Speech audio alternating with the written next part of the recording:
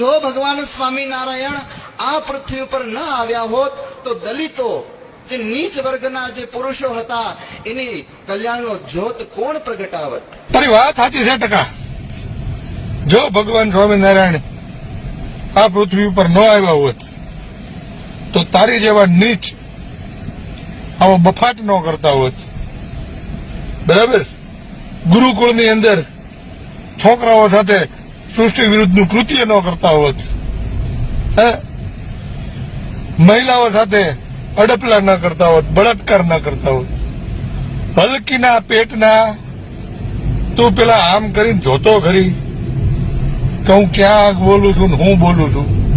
તમારે ઓલા નાના નાના છોકરાઓને બાથરૂમમાં પૂરીને સૃષ્ટિ વિરુદ્ધના કૃત્ય કરવા અને પાછા હરામ ચોદીના તમારે એમ કહેવાનું કે આવા નીચ પુરુષ. હવે નીચના પેટના હાથમાં આવ્યો ને તો ઓલી નાની એવી સોટલી વાય રાખી છે ને એ ખેંચી લેવાનું છે.